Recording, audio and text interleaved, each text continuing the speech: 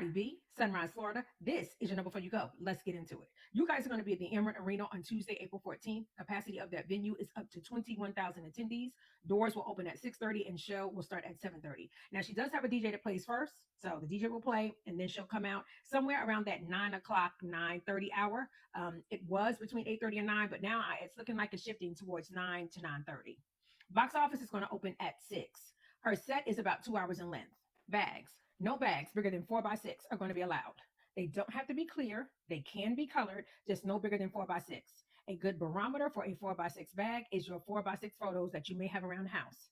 Take that 4x6 photo, put it up against the bag. That will let you know if your bag is too big or whether it is okay. The only exceptions that will be made to this policy is for diaper bags, breast pump bags, and bags needed for medical purposes. They also mention no hard-sided bags, okay? No chains, spikes, or similar items. A lot of times when I see this is if a lady has a purse that may have a strap that's made of a chain. If you have a small clutch, typically your chain is not but so long. If it's small and it's a chain, then that's typically okay. But if you have a strap that is long, I would say at least over 6 inches, you might want to rethink it because then they'll deem it as a possible weapon. They do have bag lockers that are available outside the Emirates Bank Arena entrance at the bottom of the public plaza stairs. Portable fans, they are not specifically addressed, but if you want to bring one, I would suggest to make sure they're nice and small and compact. If they can fit in your bag, all the better. Portable chargers, they are allowed. A lot of times they like them to be no bigger than your phone, but portable chargers are allowed. Selfie sticks, however, they are a no. Do not bring those. Mace and pepper spray. If you have either of those on your keychain, remember to take that off. That is a weapon and it will not be allowed into the venue. Umbrellas will be allowed in. They do want them to be under 33 inches in length. So remember, keep them small and compact if you have to bring one. The goal is for it to be able to fit underneath your seat comfortably. Posters, no bigger than 2 by 2. 2 feet by 2 feet, no obscenities, no vulgarities. Do not attach them to anything. They have to be handheld and cannot be blocking anyone's view. The venue is cashless. You want to buy merch, you want to buy food, you want to buy drinks. Remember to bring your cards or either think tap to pay. It is a smoke-free facility. They mentioned smoking will not be permitted in the arena. This policy includes vapes, e-cigs, electronic, and other smoking devices. Okay, and they say they do not allow in flammable items, including lighters, cigarettes, vapes, e-cigs, or other smoking devices. That's what's written in their policy. Doesn't mean that always happens. They do have a no re-entry policy, okay? So if you go outside of those doors, they're going to want a brand new ticket for you to get back in. So keep that in mind. Cameras, professional cameras, cameras with detachable lenses, cameras with lenses longer than 6 inches, GoPros, laptop computers, tablets, any audio or video recording device other than cell phones or drones will not be allowed into the arena. Okay, so that encapsulates a lot. So what is allowed? Cameras on your phone, a point and shoot camera, a disposable camera, and typically your Polaroid cameras. Okay, I get a lot of questions about cameras, Kodaks, Canons, DJIs, a lot of different questions about cameras. DJI cameras, leave them at home.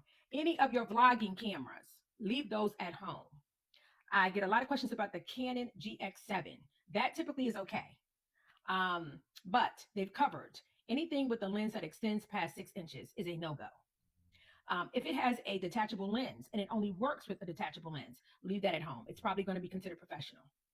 What else can I think of? I think that covers it all that I can think of off the top of my head. If you have any additional questions, feel free to drop it in the comments. I will get back to you. Outside food is a no. Outside of, the only thing they're going to let you bring in is 1 unopened plastic bottle of water per guest. Okay, typically it's a 16.9 water bottle, plastic, not open. It can't have any additives, no flavored water, it's just plain water. Okay, 1 per guest. Wheelchair escorts are available to any guests who have limited mobility and need assistance getting to and from your seat. They mention upon arrival, please notify the nearest event services team member that you would like a wheelchair escort. They will meet you at the entrance and assist the guest to the seat. Please be aware that the staff nor the wheelchair will remain with the guest during the event. Arrangements will be made between the event service team member and the guest to return with the wheelchair escort at the end of the event or any other time that you would prefer.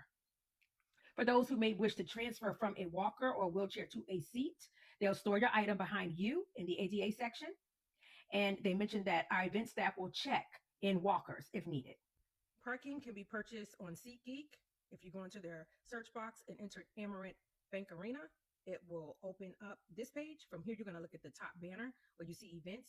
Next to that, you'll see parking. You'll select that, and then you'll see parking for the Little Miss Drama Tour.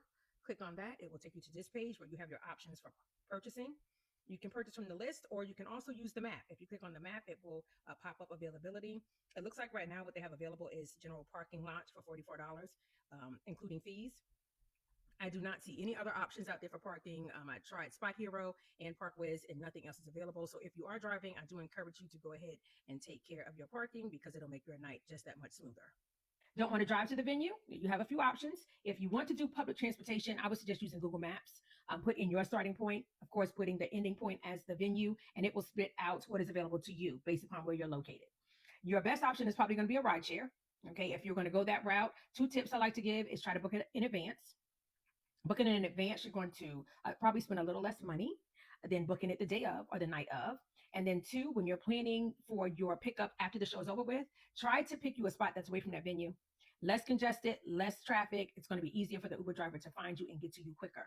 Okay, so for those who want to do rideshare, they say utilize gate 3 for rideshare entrance. Guests will be dropped off at the North Pedestrian Walkway entrance, and rideshare drivers are going to leave gate 2.